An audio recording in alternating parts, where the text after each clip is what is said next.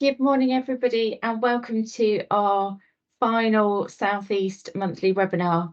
Thank you all for joining us today, and thank you for the lovely comments that have been put in the chat box so far. So, as always, before we start, just some housekeeping. If we could remind everybody to keep themselves on mute and keep their cameras off unless they are presenting, that would be great. Obviously, please feel free to add comments into the chat, any questions. Hopefully within today's webinar, we will have time as well to have questions as well as also being in the chat. And also just to remind everybody that we are recording the webinar and it will be available on the website in the next couple of days.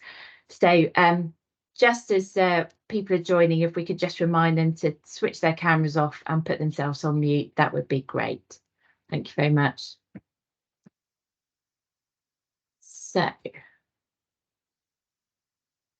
So in terms of our agenda today, we're really lucky to be joined by Giles from the national team, who's going to be giving a bit of a national review as to where we've come from in terms of the progress we've made through the 5-year forward view and the long-term plan, but also still the work that is still to be done for perinatal mental health. Then Jenny's going to give an overview in terms of the perinatal pathways tool and the dads and partners pilot that's been taking place. And then we've got our big film launch of our new film, Change the Story, Break the Cycle, which is our film on transgenerational trauma. And then we will finish up with a bit of a national and regional update and from Jenny and myself. So a bit of a shift in the order this morning of how we're doing things.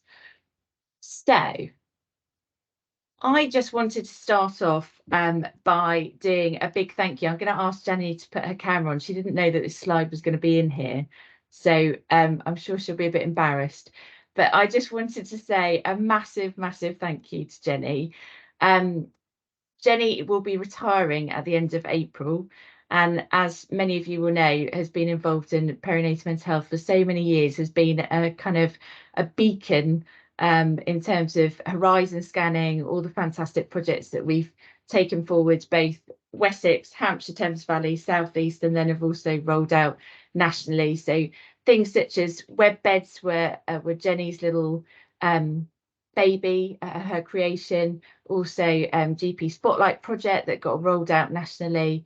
The pathways tool. There are so many things I can't mention them all, but just it's been an absolute privilege in my career to work with you, and you'll be so sadly missed. So thank you, Jenny. Oh, thank you. That's so lovely. Thank you so much. Right, I won't embarrass you any further. We will. No, there could be ugly crying, Liz. We don't want that. So I'm going to pass over to Giles. He's going to give us a national update. Brilliant. Thank you very much. How do I follow that then now? So thanks, Liz. And thanks, Jenny. So I'll probably say a bit more of that in a minute. But thank you very much for inviting me. And it does feel really sad that this is the last South East webinar. And I think it's just been such an amazing programme of webinars that we've had. Yeah, and it's been such a great way to reach out to so many people, and has covered so many really, really important topics, which has been really important and helpful from the perinatal mental health programme. So it's a real honour to be here for what will be the last one. And I think it's a really important time just for us to reflect a little bit about where we've come from, where we are at the moment, and then also just think about, well, where we've still got to get to, and how much work all of you guys who are on this call have already done, but think about what the next steps are, and think about how we keep on going with making sure we keep on pushing forward from a perinatal mental health point of view. So if we just go to my next slide, I was just going to sort of just remind us really about the really important stuff in terms of why this is still really important, why it's still a really big topic. And I think one of the things that I note when I go around talking to various people is that, oh, you've done really well in perinatal mental health. You've cracked it. You've sorted it. I think it's really important that we remember that we have done really well, but we haven't cracked it and we haven't sorted it. And there's still so much more that we can do. And I think the last Embrace report was really a bit of an eye-opener in terms of just thinking that, yes, there's still lots of stuff that we've got to do. And just looking at that Embrace report, which showed that it was a statistically significant increase in suicides in pregnancy and up to 6 weeks postpartum, and any death in the perinatal period is an absolute tragedy. But to see that that number has actually gone up, it just feels just very sad. And I suppose it's important that we reflect that 2020 was an extraordinarily unusual year, and therefore you can understand why things may well have been different at that point. However, I don't think we can just dismiss it and think, oh, it's just because of COVID, it's just because of that, and therefore everything's going to be okay in the future. I think it's really important that we still look at the data and we still think, is there more that we can do? And I think the more that we can do is that we recognise that domestic abuse went up at that time. Wow, a whole flurry of thumbs up. I love that. That's really good. Excellent. So the whole flurry of domestic abuse, which did happen during COVID, which happened, and substance misuse deaths and suicide therefore went up, which was linked to that. And I think it's just recognising how vulnerable that particular community can be, and therefore how important it is that our teams reach out and identify those women who are particularly vulnerable, to make sure that we can give them the service that they require to make sure that they're hopefully protected. And the other bit which was really concerning was looking at the teenage maternal suicides as well, which has gone up. And again, we could say, oh, it's COVID, it was an unusual year. But actually, when you speak to Andrew Cairns and when you look at the data over the years, what you see is the maternal suicides in the teenage group has been steadily increasing. And so it has been a bit of an uptick in 2020. But there are sort of early signals just saying that actually this group is particularly vulnerable and have particularly complex needs. And so it's just really important when we think about our perinatal mental health services, which are being spread out, is that we think, well, how do we reach into that community? How do we make sure that the teenage mums and the teenage pregnancies are still being well served? And so to my mind, it feels that there's still an awful lot of work that we still need to do to make sure that we are protecting our whole population. And so it's really important that we recognise that, yes, we've done great things, but it's also really important to recognise that there's still more that needs to be done. And I think the Embrace report really just sort of reinforced what we already knew and what we already thought. So we knew that the 5-year forward view expansion had been fantastic. We knew that we'd covered the whole country, that we knew that lots of women were now being seen, which would never have been seen before. And it was having a really positive impact on lots of women's lives. However, we also knew, because it really helped us to identify where those gaps were. So it helped us to see who wasn't getting what we thought they should be getting. So if we go to the next slide, it just goes back just to, I know you will have seen this slide so many times, but it's really important to recognise that the reason we had those long-term plan commitments was because of the gaps which we identified from the 5-year forward view. And so when we went around the country and we asked people about the 5-year forward view expansion, people were telling us, yes, it's fantastic, but there are still gaps. There are still women who would have benefited from our services who we've not been able to help because of thresholds and because of the amount of resources. And so we had a commitment to say that we'd increase the number of women who could access our services to 66,000 per year. We also said that the cliff edge, so that the 12-month cliff edge postpartum felt like a cliff edge, that women were saying, oh, it's been great, but I'm terrified of being discharged back to my GP. And it just feels a little bit too soon, because this is a time when I'm going to go back to work, or this is time when my baby's become even more clingy, and therefore I'm worried about my relationship with my baby. All those things, it felt like the wrong time at 12 months to say that has to be an absolute stop. And so we said, well, it doesn't need to be an absolute stop. You can see people up to 24 months. And so you just discharge people at the time which is right for them. We also recognised that psychological input was really, really important. And we had a bit of a guess, I suppose, with the 5-year forward view in terms of how much psychological input would be needed for these new teams. And the answer that we got back from that is that we weren't quite right, that actually you'd need even more psychological intervention to make sure that you can really get women not just feeling a bit better, but you can get them to full recovery, and that you can get them completely well, and that they've got a really good relationship with their baby, so that we can really think about that transgenerational work to make sure that we're helping the next generation of children coming through. We also heard that we weren't doing enough for our partners, that we weren't holistic enough, that we were just thinking about the mother and baby, but what about the wider family? And so we said we need to do more for partners. And we also heard that the maternal mental health service bit would be really helpful, and that's a specific service looking after those women who currently fell out of the perinatal mental health services, and therefore weren't part of it. So for whatever reason, they didn't have a baby at the end of their pregnancy, or they were struggling with conception and were having fertility difficulties. They didn't really have a place to sit. And what we've seen is that because of the expansion that we've seen in the long-term plan, these maternal mental health services, they've evolved even further. And they've become really specialist teams that are really focusing in on trauma and are really experts at recognising how we treat women who've sustained trauma in the perinatal period. And so something that we've expanded and I think we should be really, really proud of. And so that all of those long-term plan commitments came out of the 5-year forward view and came out of what we heard from the people on the ground in terms of what we need to do next. And I think it's just been reinforced when we look at the Embrace report to say, yes, this is still a gap. There's still stuff that we need to do and we still need to go further. If we go to the next slide, I can sort of show you where we're up to, if you like. And so what we can see is that back in 2015, 2016, so I started as the what was my job? Associate National Clinical Director on the 1st of April 2016. And at that point, only 15% of the country has got a team, had got a community perinatal mental health team, which was in line with CCQI standards, just 15%.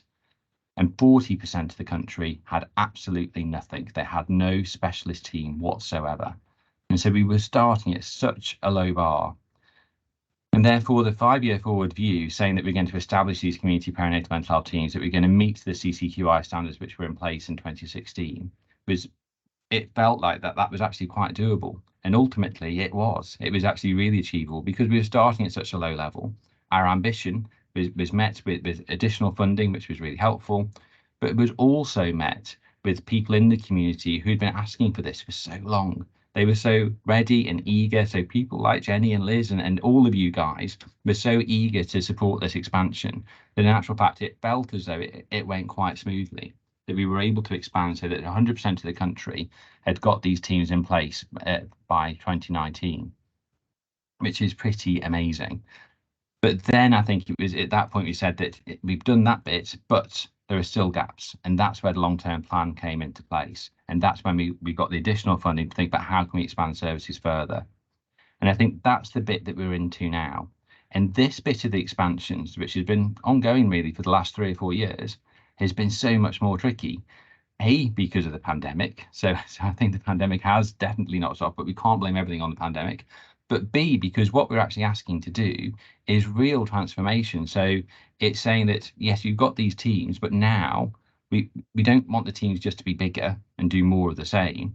We want them to be bigger, but we want them to be doing radically different things. So we actually want to think about those long-term plan objectives and think about how do you meet those needs? So how do you make sure that that psychological space is met? How do you make sure that partner assessment is actually happening? How do we make sure that additional women are actually accessing our services? And then the separate bit of thinking about how do we make sure that those women who were excluded from our perinatal mental health services, but still had a perinatal mental health need, their needs could be met with an expansion of the team. And so it's quite a complex sort of change. And I think it's also quite a fragile time because the teams that we had, so the 5-year forward view teams, were fragile because they're brand new. So they were still storming and norming and doing all those sorts of things, which I know you've all been through, and therefore they were quite fragile anyway. And then on top of that, we're asking them to do this extra expansion.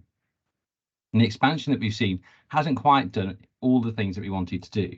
So we're behind trajectory.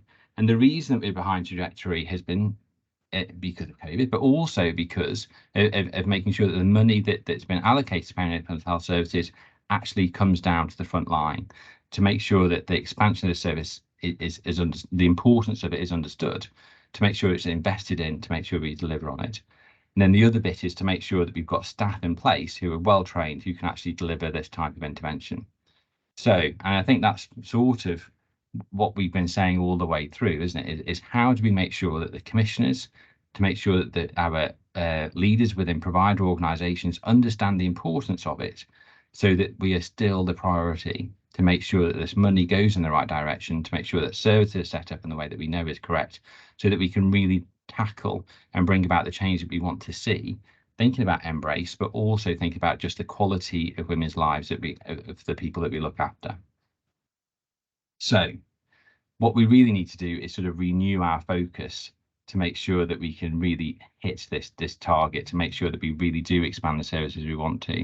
And I think the opportunity now is to think about how we do that with the new ICSs which are being set up, so the new commissioning boards which are there and therefore need to be educated into the importance of perinatal mental health, but also thinking about the provider collaboratives landscape as well. So another way of commissioning inpatient mother and baby units, but making sure the community teams are linked into those provider collaboratives to make sure that our message is out there so that they really understand why investment in perinatal mental health services are important, because it makes a change to the women's lives who directly receive the services, but are also important because they make a change to the whole family and therefore help us as for the future as well, and future-proof things.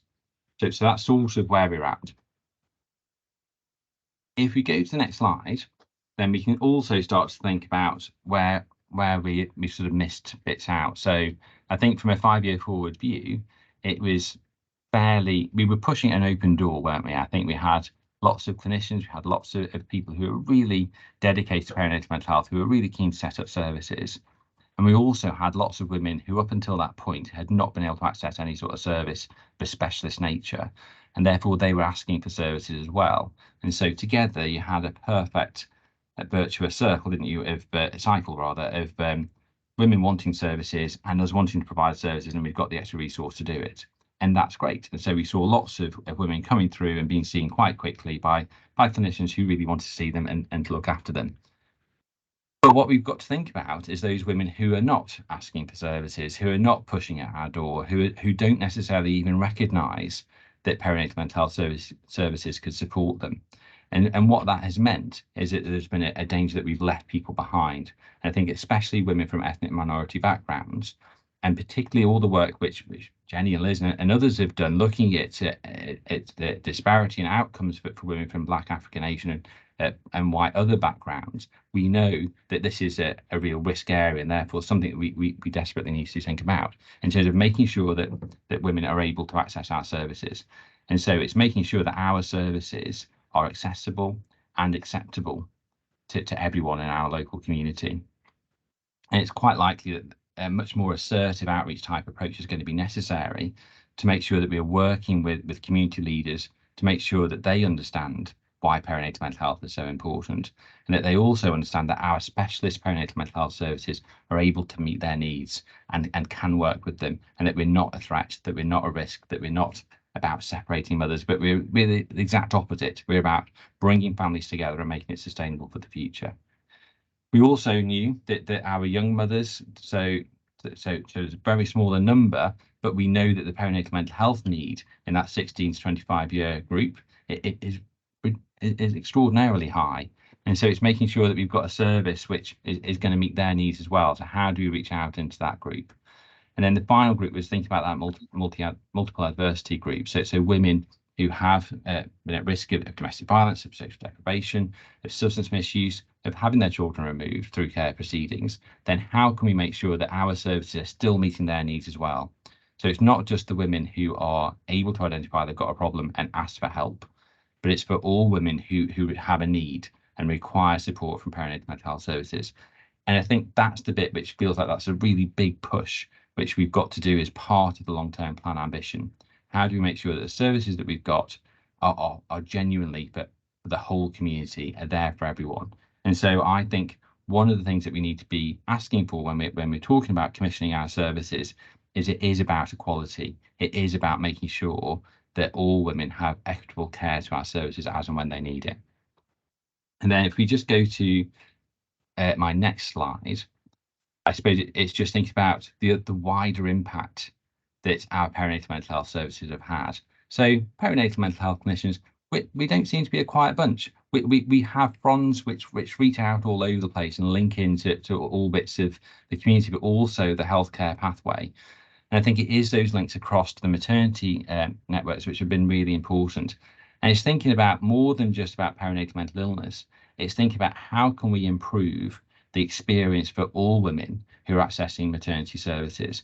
And so thinking about the work that we've done from the trauma-informed care guidelines, which was published not so long ago, but also think about the maternal mental health services, looking after that specific group with the maternity need in the maternity departments, to make sure that the whole pathway is much more psychologically informed, so that all women can have a much better experience and a better outcome from their maternity experience. And I think that's one of the things which we should be really proud of, but also we need to make sure we keep on pushing for and making sure that we keep on fighting for. So I suppose, where are we? I suppose what I'm saying with all of this is that we have done amazingly well. We've done a great job, but there's still more that we can do. And it's just think about how do we actually achieve that last bit? How do we keep on pushing? And the reason why it's so important to keep on pushing is that we always knew that perinatal mental health was the focus, and it has been the focus for a long time. We know at some point the spotlight will shift away from perinatal mental health services from a national perspective. And so it's really important then that we think, well, how can we protect and preserve the services which we've all worked so hard at setting up over the last few years to make sure that they're still here and that they are still expanding, they're still more than meeting the needs of the patients that we require in 5 years' time, in 10 years' time, in 20 years' time, in 50 years' time. We need to make sure that the services that we've got are well and truly embedded into the systems in which we work, so that they're a fundamental part of what a maternity service is. And so all maternity departments will make sure that they've got a link with a perinatal mental health service. And so that's our next really key bit, is to make sure that we get the funding which we require to complete the bit of expansion which is left, that we make sure that expansion is inclusive of all communities, and to ensure that our services which we are developing are well and truly embedded into the NHS network, into the NHS system, to make sure that we protect it forever, to make sure that we've got services which really do meet the needs of all families at this really crucial transition stage. So that's sort of where we're at. So on this, what is the last South East webinar, then I think it's really important that we reflect on how far we've come, but also all of those resources which we've got. So all of these webinars are really helpful, and that they're there. And I think also all of the information which we get from the Futures platform, so NHS England's Future platform, has collected a whole raft of information to make sure that we can continue to go back to the evidence, to make sure that we can continue to have evidence-based discussions with our commissioners, to make sure that we secure the investment, and to make sure that we secure the future of our services. So yeah, so all of that stuff is still there. I suppose if we just go to my next slide, it's just for me to say, but also from NHS England policy team and for everyone that you worked with. So Jenny and Liz, an enormous thank you for these webinars, but an enormous thank you for all the hard work from your network. It has genuinely been a real privilege to work with both of you. Jenny, I'm so sorry that you're retiring and leaving, but I'm sure that you'll be forever there. I'm hoping, Jenny, and that you'll be around so that we can contact you and get the support that we need as and when we need it. I think this network has been phenomenal, and so it has been a really high functioning network which has produced so many outputs for the benefit of the entire system. So a huge thank you from all of us for all of the hard work that you've done for so long. We do really appreciate it and we really value it, and I'm hoping that we can take your legacy forward. Lucy, I'm going to bring you in at that point to say hello. Thank you. Hi everyone, I'm Lucy Ellis. I'm the programme lead for perinatal mental health in the National NHS England team, and just wanted to echo what Giles had said. I was just looking at the website with the last 3 years of these webinars, and they're just such an amazing resource. And so people, if anybody on the call hasn't seen all of the previous webinars, do have a look and do let your colleagues know. Yeah, in the national team, we couldn't have done a lot of this programme without Jenny and Liz. So thank you hugely to both of you. Absolutely, thank you very much, and yeah, thanks, Lucy. And I'll hand back to you, Jenny, at that point, I think, or Liz. Thank you, Giles. Have you got time for a question? There's one in the chat. I have, which I think is an important one, from Jenny Tata.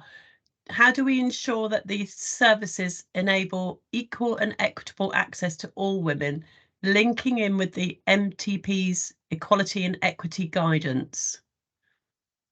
Excellent. So I think it's a real challenge, isn't it? And I think what we know, though, is that we don't have equitable access at the moment. And so I think the key bit of this is making sure that you know your local data, you actually understand, well, what is it?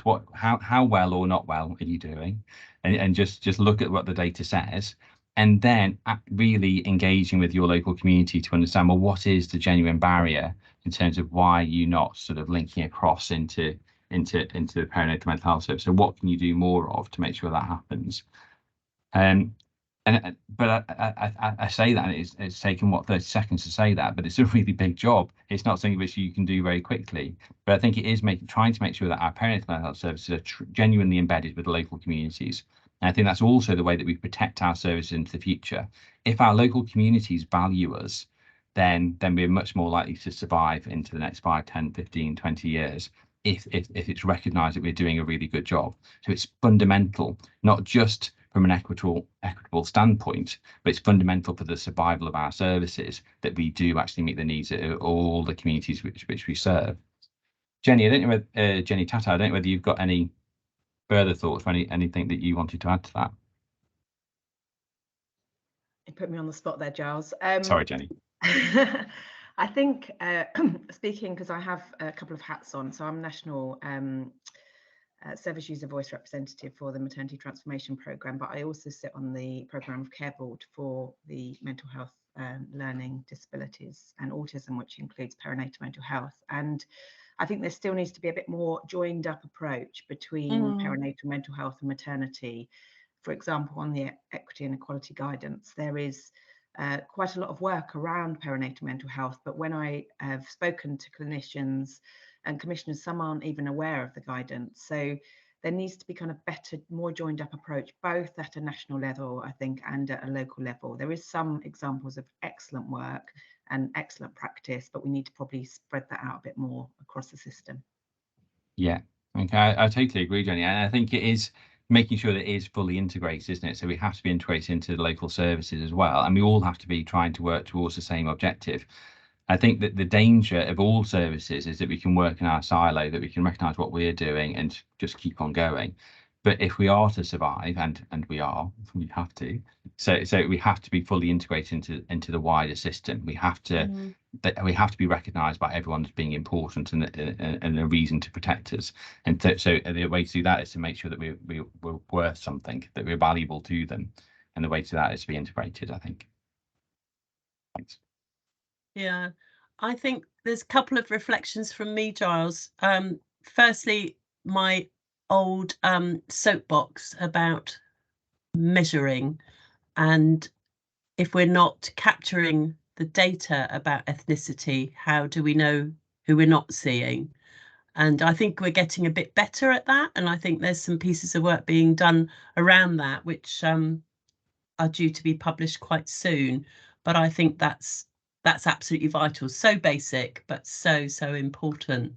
And the other thing is something I picked up on that you said in your presentation, that services have to be not just accessible, but acceptable. And I think that's really important, because if our services have a predominantly white culture to them, then it might not be that acceptable to people, to other people. So I think we have to think about what we're offering as well, and make sure that we might be adapting therapies to make it more culturally acceptable to people, and that sort of thing. So I thought that was a really lovely, I shall remember that, really lovely little expression of what we should be aiming for. So thank you. Yeah, so it's Yellow Yankovic's expression. So just to okay. but yes, but it is a really helpful one, isn't it? I think just to make sure that we are acceptable to the communities we serve. I think it's so important. And the idea about the measuring, I think you're spot on. It's so important that we do it. And I think I think with COVID, we perhaps went backwards a little bit in terms of reporting outcome measures and reporting all the data, all the KPIs that we need to do. But it's essential that we know. Otherwise, how we can say, oh, I think we're okay, but that's not good enough. Unless you look at the data, you don't really know whether you are acceptable to everyone in your community. And what I'm also really hoping is that the provider collaboratives will just give us another vehicle to make sure that all of this data is reviewed, not just by your own team, but you can compare it with the other teams across your patch within a provider collaborative, so that I think it's easy to justify to ourselves, but if we have some external scrutiny on a local level, I think that's really, really helpful as well. And we can help each other to build each other up, so we can all just get better and better at doing it. So hopefully that'll be the future of that. Brilliant. I know, Giles, you've got to go shortly, but has anybody got any other questions for Giles whilst we've got this lovely opportunity to ask him? They're all going quiet on us now, Giles. Have a quick look in the chat. I think okay.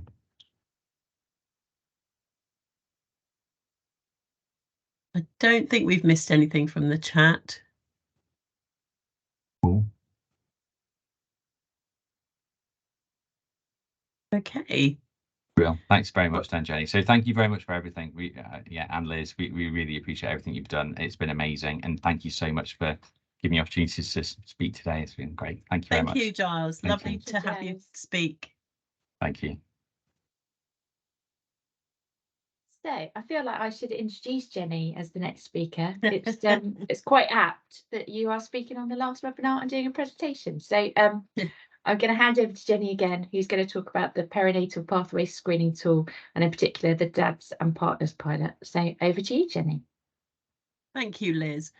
So I'm sure a lot of you on the call will be aware that we developed the perinatal pathway screening tool, and then later on we decided that a similar algorithm could work quite well for dads and partners.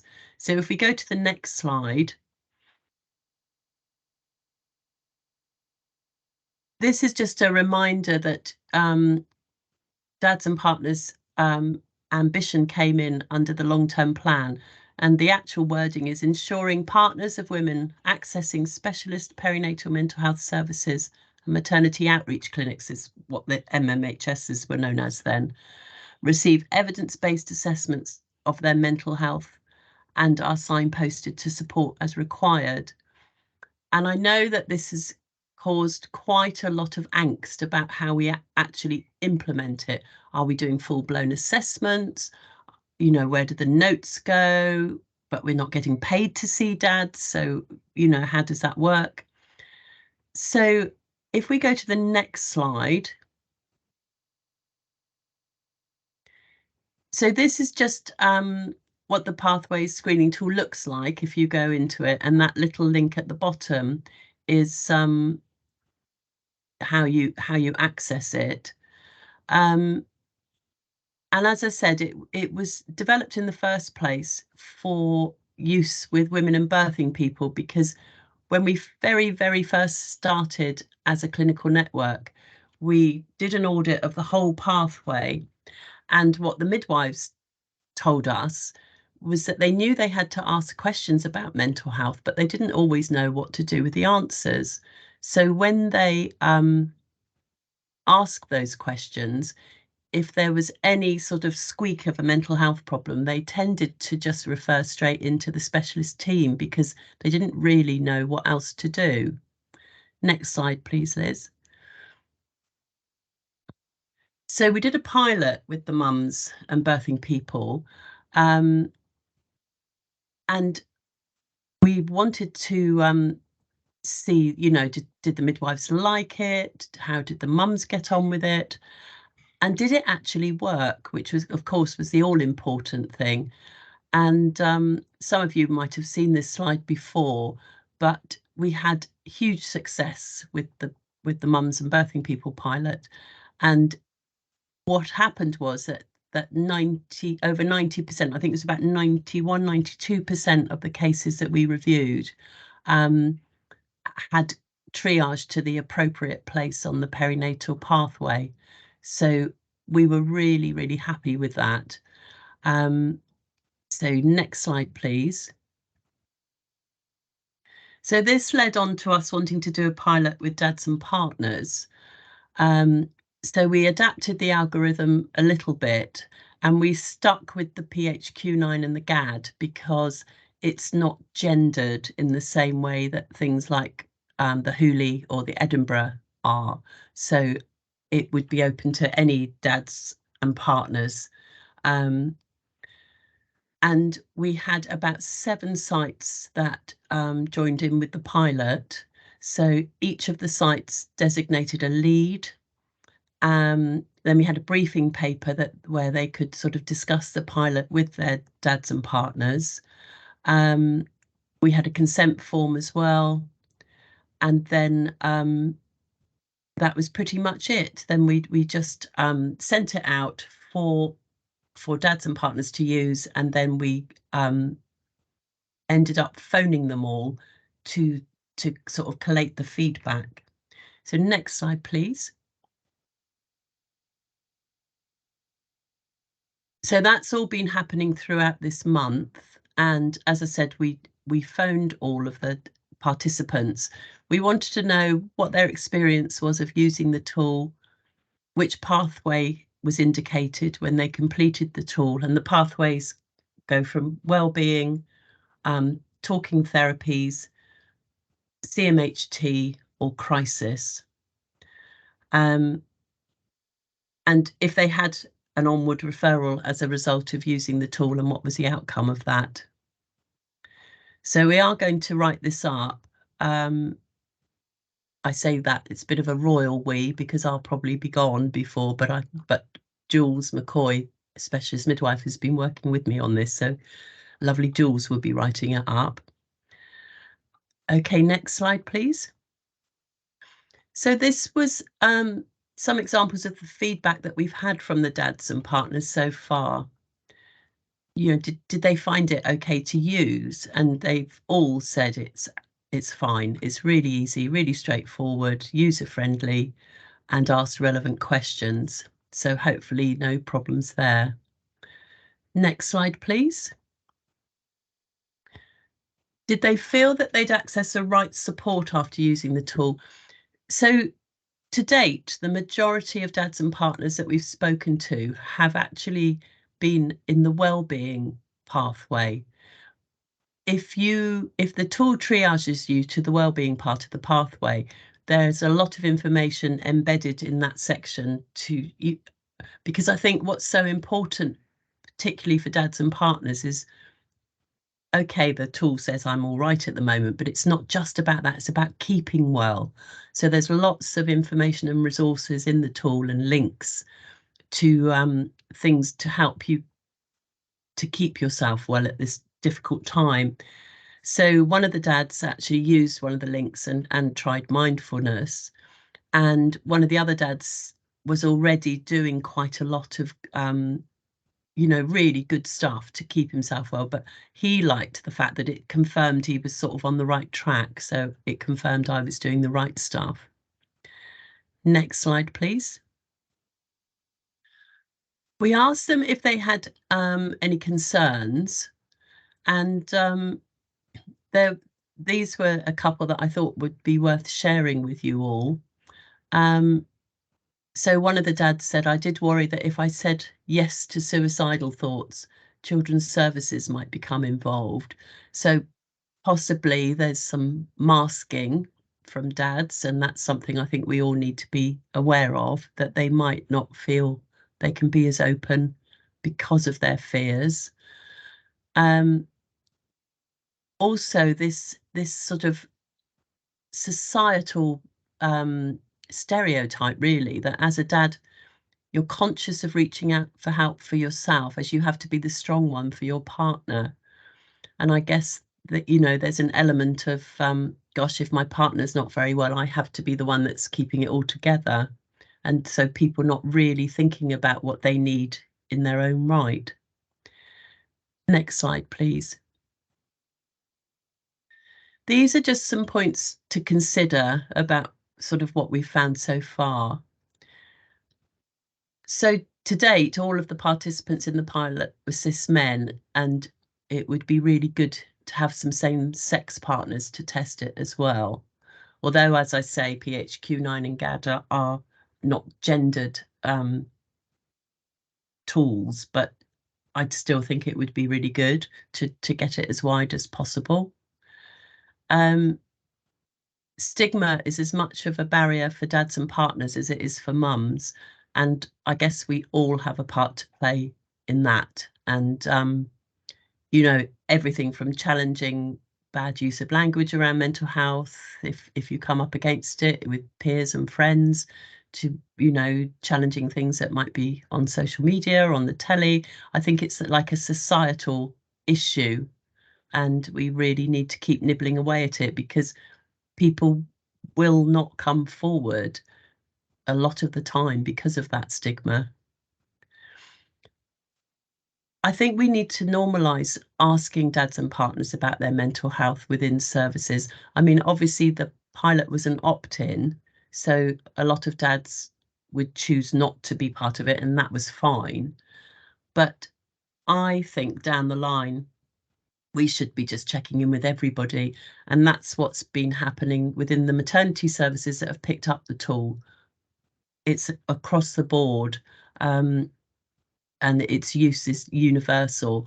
And I think that might be a good thing if we started to do that within specialist perinatal services with our dads and partners, just as part of the package that we offer. And I've sort of reiterated that stereotype about dads needing to stay strong, and this does need challenge, and, you know, really getting messages out there that it's okay not to be okay. I think one of the things that time and again dads found really helpful were the carers, peer support workers and peer support workers working with them, and just being able to have that bit of time to build the relationship with the dad and partner, and start sort of challenging some of these stereotypes and breaking down barriers, and really saying, you know, you can get help in your own right, because as we all know, it's so important for the whole family that everybody's as well as they possibly can be at this very challenging time. So if we go on to the last one, I think it's my last one. Obviously, because of me going, we wanted a contact, and Jules McCoy, who's been working on this with me, has very kindly said that she'll be a contact for the dads and partners as well as for the mums and birthing people. So there's Jules' contact details. If any of you want to use a tool in your services, and just crack on with it. I know one of the sort of issues that people have raised is about recording. What we did with the pilot is we said just to follow your normal trust guidance, because perinatal mental health isn't the first service that's ever had to try and find somewhere to write notes on another family member. If you think of things like CAMS services, EIP services, there's often other members of family that, you know, you want to capture some information about. So there will be protocols within your own trusts, and so it's not for me to mandate how you do it. It's for you to work with your trust people to work out how to do this in an acceptable way. But yeah, we've been really pleased with the outcome, and I really hope this is a nice, simple, quite pragmatic fix to the to that long-term plan ambition, and hope that it is useful to people. So yeah, you can pick it up. You don't need to tell us if you intend to use it. Just crack on. It's out there in the public domain. And we're going to, I think Jules obviously taking it forward after I've gone. DadPad are quite interested in getting it embedded on there. So, and again, I think the more we can do that sort of stuff, the more normal it becomes. So yeah, I think it's really important that we start to embed this in our services and get it right for the whole family. So I think that's all from me on this one. So Jenny, I'm just going to add in a little extra slide again that I don't think you're expecting, but giving surprises today. It's a day of So, surprises today. I just wanted to let everybody know that the tool has been was initially shortlisted and is now one of the finalists for the Royal College of Midwives Awards. So we'll find out the outcome of that in May, isn't it? But yeah, massive bit of work that Jenny and Jules have been doing, and it's really great to see that it's been recognised nationally as well. Thank you. Any questions for Jenny? We've got time. We're ahead of schedule today, Jenny, which is slightly alarming. We're never normally like this. No, so there's a question from Charlotte in the chat about voluntary and community sectors or non-health professionals. Yeah, absolutely, Charlotte. This can be used by anyone. It's public facing, you know, dads, mums, birthing people can use it themselves, as well as it being part of the offer. And absolutely, voluntary community sectors can just crack on and use it.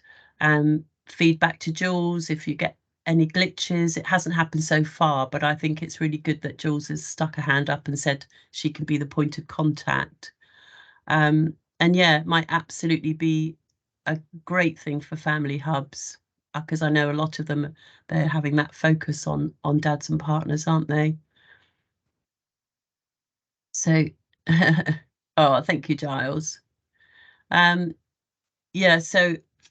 Yeah, so hopefully, as I say, this will be a helpful development for perinatal services, and we've just found it incredibly easy. And I think one of the things that's been great for both the women and birthing people and the dads and partners is that, thinking back to your question, Charlotte, about the voluntary and community sectors, particularly, you know, we've had a lot of peer support workers that have picked it up. And so it feels like it's not them that's asking the difficult questions about things like suicide, for example. It's the tool. So it's this generic thing that everyone's having it. And I think it does start to destigmatize it. You know, it's as important within maternity. It's there with your diabetic screening and cardiac and anything else you might have as part of a regular check. And I think within our specialist perinatal mental health community offer, it should just be a standard thing. Have a go with this. Let's see where it takes you. Do you want me to help you with a referral? I think it's as simple as that. So yeah, but absolutely third sector, it's ideal for them. Brilliant. Thanks, Jenny. So this is where Jenny and I get nervous, as always. Oh yes, I shouldn't go off, should when I? we have a film. So I will let you give a bit of background about the film, Jenny, and then I'll let you do your 2 slides, and then on try and sort out the stuff in the background.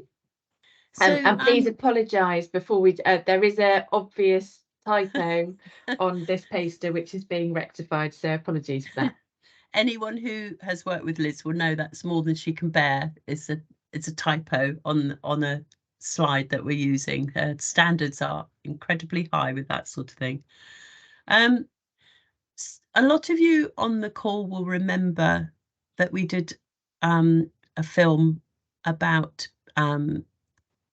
CPTSD way back. I think it was one of our first films, and we had talked a lot about how important it is to recognise that transgenerational transmission, and so important and so relevant for the group that we're working with, when, you know, we have masses percentage of people coming through that have suffered some form of trauma. So we've got the film now, it's launching today. Do remember, this isn't our resource, it's not South East's resource or Liz and my resource, it's your resource, it's all of our resource. So once we've launched it, it'll go on the South East website, it'll go on the Futures platform, and use it however you think fit. Personally, I think it would be a good one for induction and new starters, particularly people that haven't worked in perinatal before, I think it's really helpful to understand some of the sort of background to how some of these situations come around. So if we go on to the next slide, and I think this just sort of sums up for me what decent trauma-informed work sets out to do. And it's actually Desmond Tutu quote, but it says, we need to stop just pulling people out of the river. Some of us need to go upstream and find out why they are falling in. And I just think that's such a lovely slide that sums up what we're trying to achieve in the film. I will just give a slight warning about triggers, because obviously it is a film about trauma. So I hope that, you know, if it's something that you think might be triggering for you, obviously you don't have to watch it, or you could seek any of us out for a bit of support afterwards if it's a tricky watch. But yeah, hopefully we are good to go. So I'll disappear now. Yeah, I will just say that because we are streaming it and it's going out, then sometimes is a slight delay in terms of the sound and the picture. So just, you know, bear with us with that, but hopefully it will all work.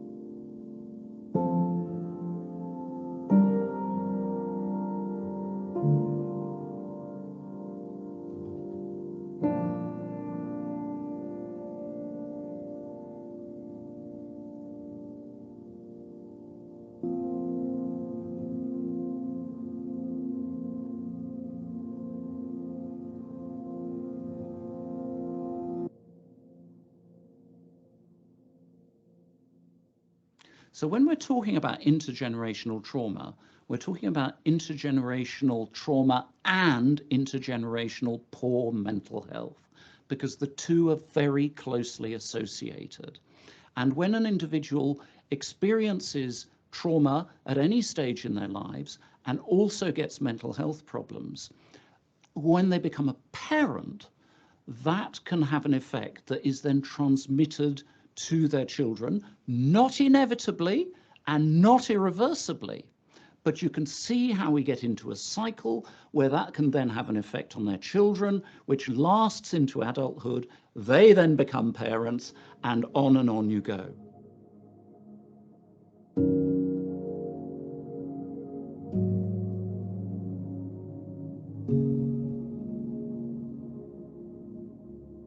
When I first studied psychology and I did my degree, it was, is it nature, is it nurture? And what we really understand now is that it's both, and your experiences in life actually can alter your biology, and not just the biology of the person exposed to trauma, but the biology of their children and their grandchildren. I think there's been some really lovely work that's come out the last 2 decades from a researcher called Rachel Yehuda in America, where they followed up mums who were pregnant during the 9/11 World Trade Center attack. And then they followed up babies who were in utero, whose mothers were exposed to that event. And what they see is those babies are born with a kind of an altered stress response system. Those babies are more difficult to soothe. And then as they follow them up longitudinally into childhood, they see kind of higher rates of behavioral problems, higher rates of emotional problems in those babies. And when they look back, they see that it's the mother's symptoms of post-traumatic stress disorder and depression that actually explain why those children show elevated problems. Rachel's also done some really beautiful work with Holocaust survivors and looking at the children of parents who were exposed to the Holocaust. They're older adults now. Following them up, they see, again, altered stress response, higher rates of immune problems, higher rates of inflammation, higher rates of cancers. and metabolic diseases. So, and when they look back at those children, they see that the children of Holocaust survivors were themselves also exposed to more maltreatment and trauma during their infancy, and that is linked to their parents' traumatic symptoms as a consequence of the Holocaust. We're born social creatures who are picking up all the time from our environment around us. So for that learning to be optimal, the environment around the infant needs to be as safe and secure as possible. If that environment isn't safe and secure, that can begin to impact on how those neural networks are developing in the infant's mind during these first 24 months. From birth, what babies need in order to both feel safe and for the development of their brains is what we call a serve and return relationship with their primary caregiver, mums in our society generally.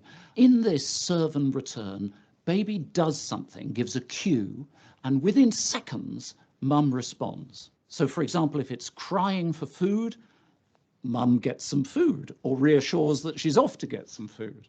Or baby may be signaling through a smile and gets a smile back. And that sensitive response to baby's cues is what we call nurturing care.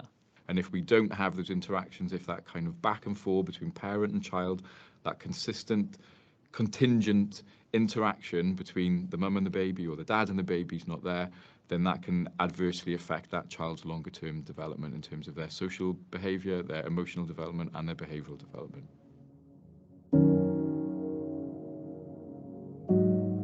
I find it useful to think of 6 core features that you see in adults who've been traumatized when they were children.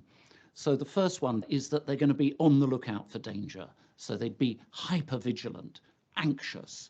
The second one sort of follows from that, which is that they have a tendency to have very dramatic mood swings that can be quite short-lived and very often are triggered by things that they may be aware of, or they may not even realize that those triggers were there, and you certainly may not realize. So these may be inexplicable, sudden, intense changes in mood, which can be anxious mood, angry mood, low mood, and so on. And then thirdly, children have this amazing ability, if they can't escape physically from an unpleasant situation, to shut off mentally. It's a protective thing, but if you do it a lot, you carry it into adulthood, and you have this tendency to just switch off mentally if things are getting too stressful or difficult. And then with very, very intense mental pain, people find ways of trying to get rid of that. For example, by inflicting physical pain on themselves. And so deliberate self-harm is an absolutely typical feature of a response to trauma. And another way of self-harming is to abuse drugs or alcohol. Again, very typical of people who've suffered early traumas. And people also describe very intense mental experiences. So not just thoughts and emotions, but also visual images, hearing unpleasant voices, and of course, if you're asleep at night, nightmares. And finally, also very understandably, and actually very easy to detect, is that they just don't trust other people. And you can see why.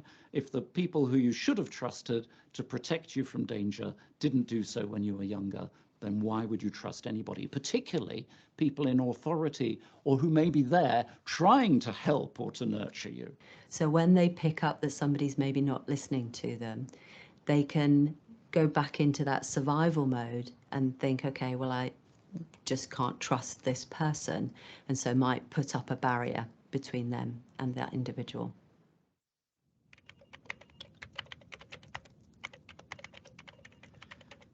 So, how are you feeling? Yes, fine. And how's it all been going then? Are we in any pain? I've already explained the pain to the nurse. Okay, yes, I can see that you had mastitis and you're on antibiotics. Right, well, it can take up to 10 days.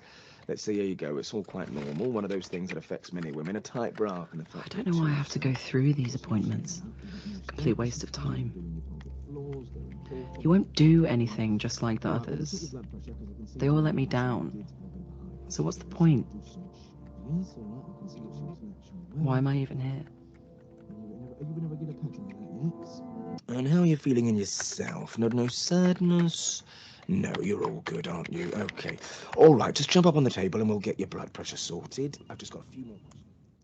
Even tiny changes in how midwives and other health professionals approach women and treat women can have a massively positive impact on their journey through care, prenatally and postnatally. I hear you telling me you're absolutely fine, but it looks to me like you're in pain. Now, I see from your notes you've had mastitis. Now, I know that can be very, very painful. So how's it feeling at the moment? I can see you're finding it really hard to talk to me. I wonder if maybe you think I wouldn't understand you, or I might not be able to help you. But if you can give me just 5 minutes, maybe we can talk it through. Okay? Okay, yes.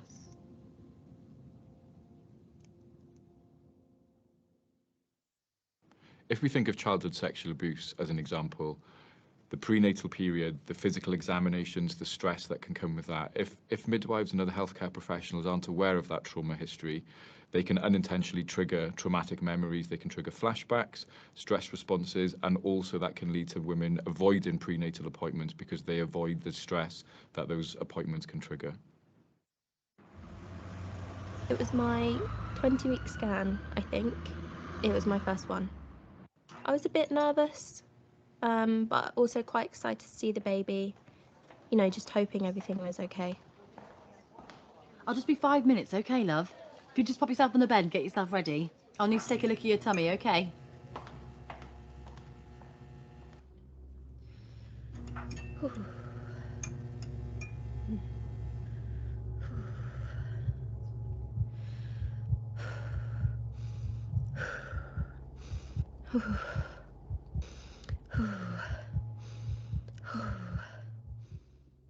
We also work closely with our midwifery colleagues, encouraging them to adopt trauma-informed practices. Gosh, you look upset. Are you okay? Take your time. Breathe slowly and deeply. I can see this is really difficult for you.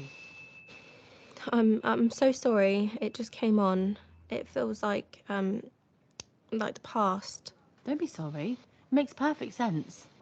Have you ever experienced flashbacks? Sometimes. Yeah. That can happen sometimes when something reminds us unexpectedly of a trauma from our past. Is there anything that I can do or say right now to let you know that you're safe? Thank you. The research we've been conducting post-COVID is really to address the gaps in the evidence base and to think about the intergenerational transmission of traumatic experiences, but also to study the conditions linked to trauma exposure, so PTSD, complex PTSD in particular. So the majority of women that we're studying in this longitudinal study are under the care of mental health services. They're being treated for mental health conditions, but PTSD and complex PTSD are highly undetected, with complex PTSD diagnosed by interviews and questionnaires are not actually being treated for these conditions within services. They're being treated for other conditions, often depression and anxiety, but then they're not being asked about their exposure to trauma, and they're not being offered evidence-based treatments for PTSD or complex PTSD. And that can have implications for their long-term mental health and well-being and the long-term mental health and well-being of their infants. Often these mothers stay in mental health services, or they might kind of be discharged, and they come back, and this is what is often referred to as the revolving door patient. And sadly, women can be in mental health services for way longer than they need to be because we're not detecting, screening for, and treating the right conditions. Someone with childhood trauma may have coped with being very self-sufficient or being very independent. So as a new mum, they might look like they're very organised and have it all together on the outside, but on the inside can be really struggling with a lot of crippling self-doubt.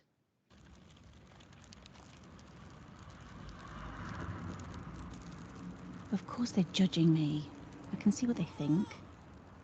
No, I'm not going in. I know I'm not a good mother. I'm a terrible mother. They'll all see that. She'll cry again and again, and they'll all look at me. They might take her away. No, I can't face this. I don't deserve to be a mother. Why do they find it so easy? No, I'm not going in. There are many things we can do to help. So there are interventions out there that can change that trajectory. So if a parent has an untreated mental health condition, we can treat the condition with psychological therapies and sometimes pharmacological treatments, but also we can intervene at the relationship level between that parent and the child. So there's interventions like video interaction guidance, for example, that really promote attuned, sensitive parenting. And when we show parents the successes they have in their relationship, when we build on their strengths, we see that parents do that more and more. And that can really heal that relationship that's being disrupted by parental mental health problems early on. And that can have a positive impact on a child's long-term development, reducing their risk of mental health problems. Stop. Just breathe.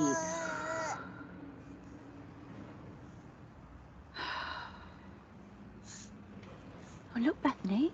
Jo, the nursery nurse. Hi, Jo. She said she'd be here. Well, she was so helpful doing the big work. I was actually okay. Yeah, I am good enough. Come on, Bethany, you and me. Let's give this a go.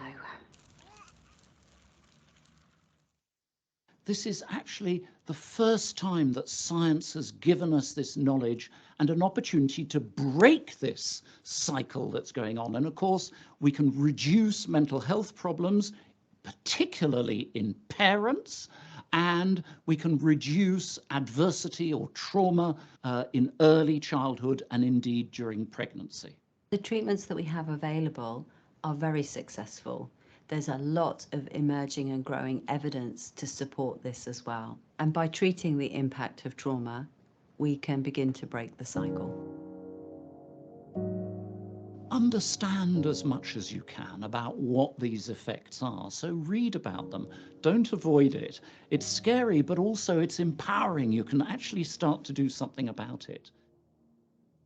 It's been great to see over the last 5 to 10 years, particularly the kind of the emphasis on trauma-informed care, where we might screen for trauma. We might be aware that maybe some of the behaviours we might not understand people are displaying are actually linked to trauma exposure. But that needs to be expanded much more. It needs to be expanded across physical and mental health care. It needs to be expanded into midwifery. It needs to be, much more recognised in mental health services. And we need to move away from the question of what's wrong with you towards what's happened to you, and asking people themselves to maybe tell us why they think they're experiencing the symptoms they are, rather than us assuming we may know. I think all of us in society need to be more aware of these effects, these intergenerational mental health and trauma effects. And we need to be more nurturing of parents with young children, more supportive. And every one of us can do that, and collectively, we absolutely must do that for the benefit of generations to come.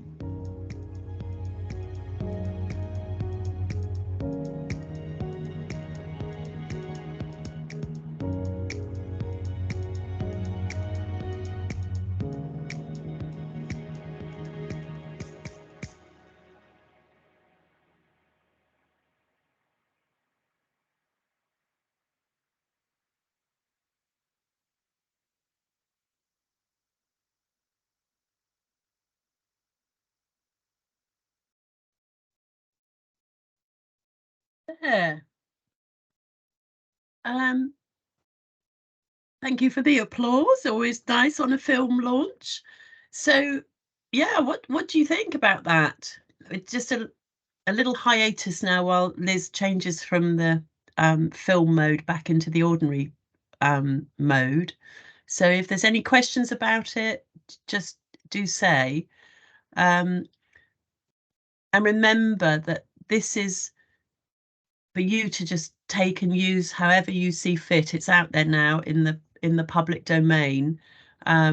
So do use it, because obviously they're made to be used. And like I say, it's not it's not our film, it's your film. So do what you like with it. Yeah, Liz, Lucy Dennis is asking for the link. Can we put the Vimeo link in the chat? No. So what we will do at the moment, we've got the link directly with the filmmakers, but it will be going up on the website. So when we send out, after the webinar, we send out with the slide pack and the link to the website for the main webinar, we will also send the link because it will be up on the website by then. So you'll have it certainly within the next couple of days, certainly by next week. Yeah. Okay, brilliant. And there's lots of lovely comments in the chat. So I'm really glad that people enjoyed it. I think it's got that really nice mix of being, some quite tricky, difficult messages, but also they've made it really accessible. So hopefully, like you've been saying in the chat, it will be a really helpful training aid. It's only 17 minutes, but I think they've packed an awful lot of information in there. So we've got a question. Were parents included in the target audience when making this? Just thinking about use beyond training for HCP. I'm trying to remember. We have had service user involvement, but I'm trying to remember. We did, and certainly in terms of some of Alan's messages at the end are intended. So if somebody, if parents watch it, that yeah, so it definitely could be used with parents. I'm trying to remember what their thing was at the beginning.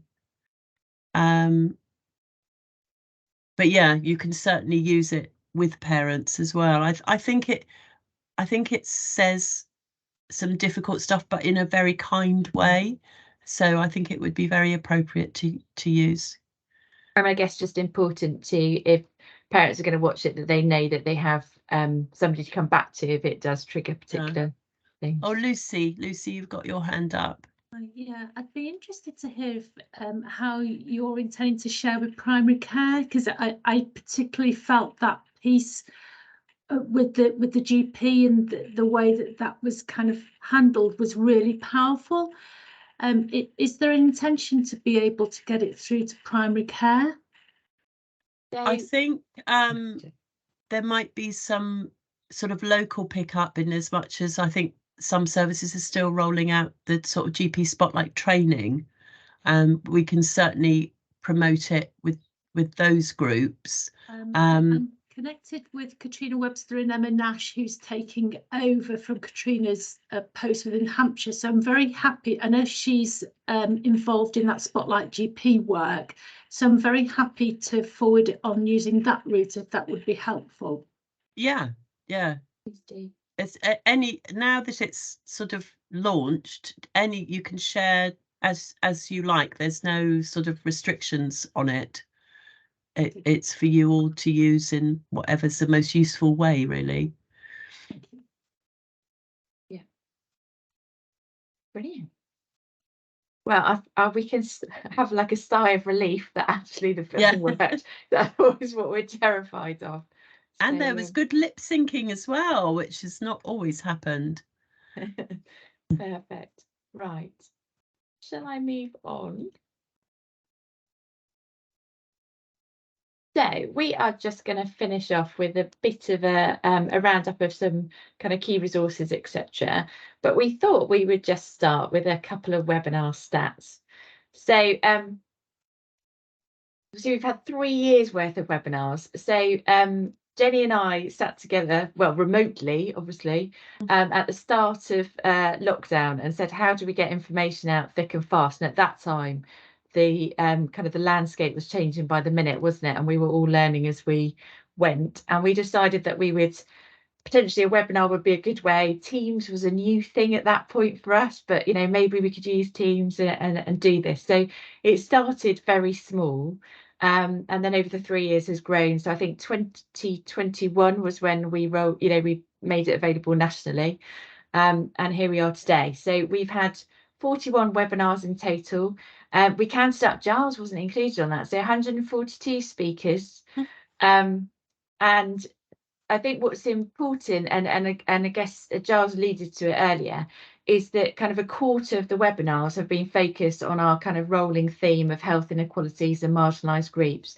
So as was said earlier in the webinar, they will be available both on our website, on the Clinical Network website, but also obviously on the Futures platform. So, you know, do go back and have a look. They're a really useful resource to, you know, go back to.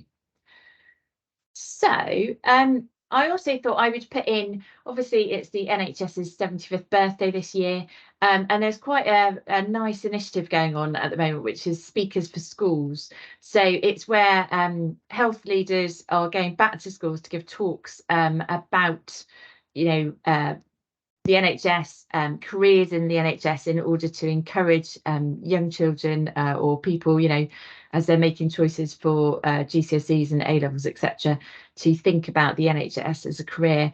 So the likes of Amanda Pritchard and also Professor Dame Sue Hill are doing that.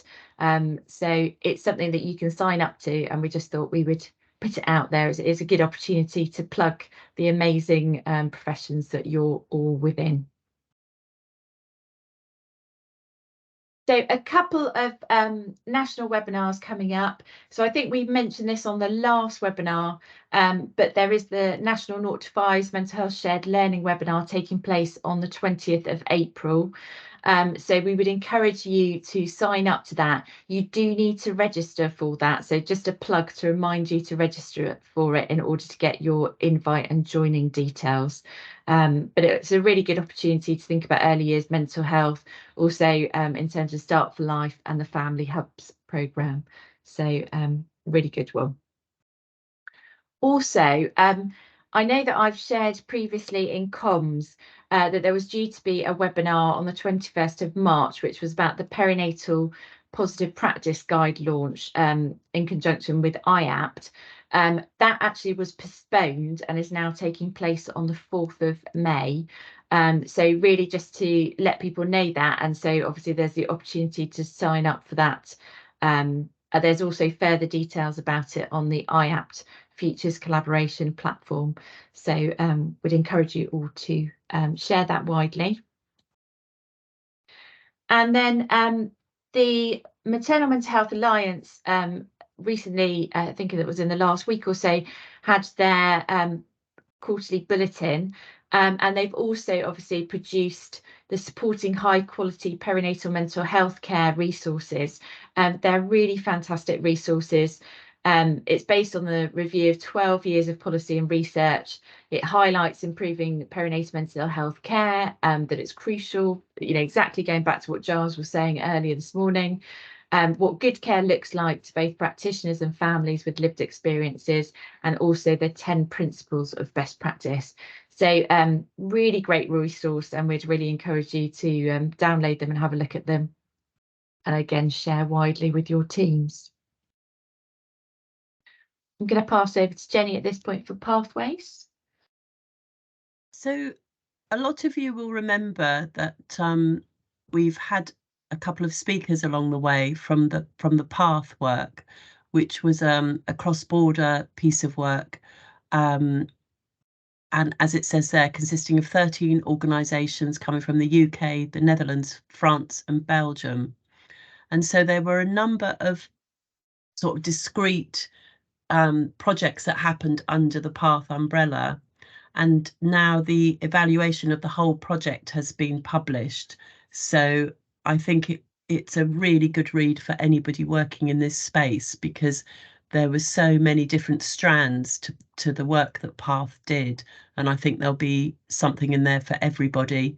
So yeah, I recommend that one. And next one, this kind of this little resource, so it's by the Beacon House team, which is a CAMS team, but this is a lovely little resource that kind of feeds in really well with the film, and it just is another way to show the effect of trauma on children. There's a little animation as well, And again, I think for any new starters or for induction, that might be something that you'd like to consider. Next one, please. And then I think this is my last slide. So just to say, it's always good to highlight a relevant awareness day, and there's nothing more pertinent to us than the Maternal Mental Health Awareness Week, which is the, oh, we've got Gracie now, Liz there. Sorry, that's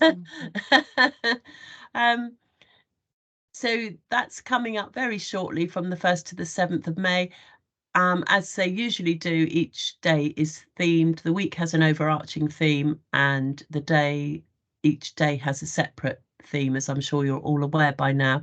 But that's a really great week with loads of relevant stuff going on. So highly recommend you getting involved with that. Okay, that's all from me. So just to remind you that, as always, all the slides will be available on our website. They will also be available on the Futures platform, as well as all the other resources, so the films, the various documents, etc., that we've developed. So please do continue to use those links. Yeah. And then I think from Jenny and I, it's just a massive thank you. It's been an absolute pleasure doing these webinars. We've loved it. We've loved all the feedback that we get. We love the fact that they're interactive. We've had amazing speakers that have given up their time in their busy schedules to do this, and also to yourselves to give up time in your busy weeks, which we know are packed, and often, you know, this means that you don't get any breaks because you're on meetings like this. So thank you so much. And it seemed like I couldn't waste an opportunity to have one last Charlie Mackesay picture. So I'll leave you to read that. But thank you very much, everybody, and we will see you soon.